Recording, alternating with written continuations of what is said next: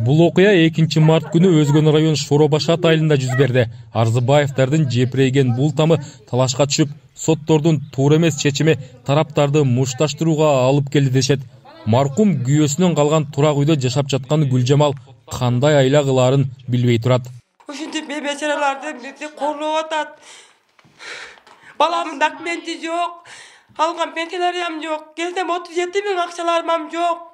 Талкалап таштап Жок, мен келгиче талкалап таштаптыр. Ата-энеми докторго апарып келгиче жок. Мага ошондорго жардам берип коюңуздарчы суранам. Кимдер талкалап атат? Мына Осмон дегендер талкалап таштаган. Исаков Осмон, Исаков Асилбек, Исаков. Үйүңүздүн эмнелер жоголуптур? Буюмда. Мен аткарадан алып чыктым, иди аяк буюмдарын бар көчөгө таштаган, талкалап таштаган жок, көп буюмдары. Бул турак жай Гүлжамалдын кайненесинин атында.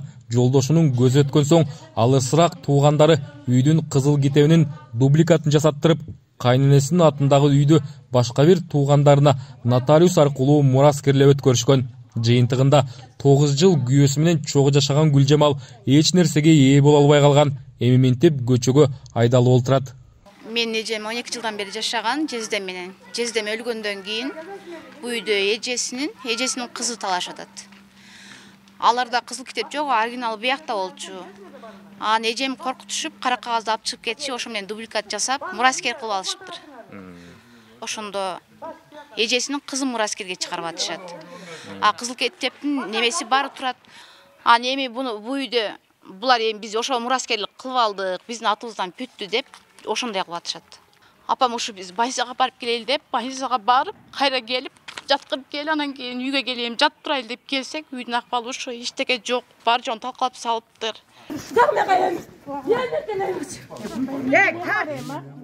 Акыркы 2 жылдан бери үй талаш сотто каралып, бирок Гүлжамал үчүн натыйжасыз болуптур. 2 мартта үйдү бошотууга келген Өзгөн райондук сот аткаруучулардын аракетинен мушташ чыгып, соңунда турак жайда талкаланып олтурат.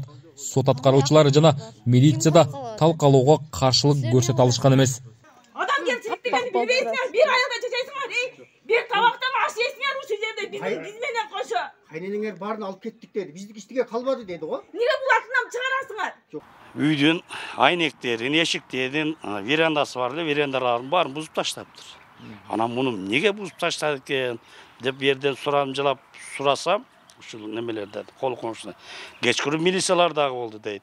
Бузуп атканды дейт. Анан ошо сатып алган үйдүн эгелери оптун чыгып өздөрү бузуптур дейт. Анан кийин эми менимче сот аткаруучулар уруксат бергендир да, ал жөндөн жөн бузбаса керек да.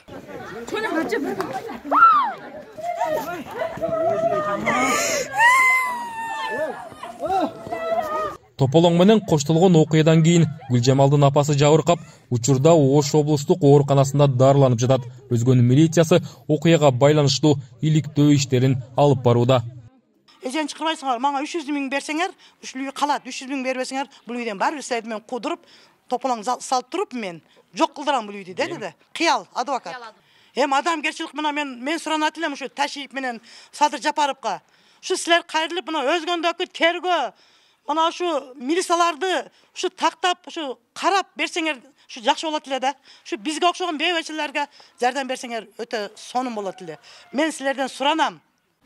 Турак жайды талашып, талкалоого барган булардын кошунасы Исаковдардын үй бүлөсү. Бирок алар окуя боюнча 7 каналга маалымат берүүнү каалашкан жок. Азы үйдүн чыныгы ээси ким экендиги да белгисиз болуп турат. Бирок кошуналары жана айылдаштары Гүлжамал Сатыбалдиева көп жылдардан бери ушул жерде жашап келген айтышат.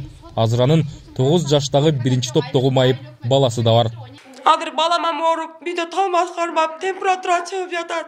Балам дагы майып, бизге ошондорго жардам бересиңер деп Садыр акага мен суранарым ушу. Камчыбек акага айтарым ушу. Орсан Калматов, Шерзат Эгембердиев, 7 канал.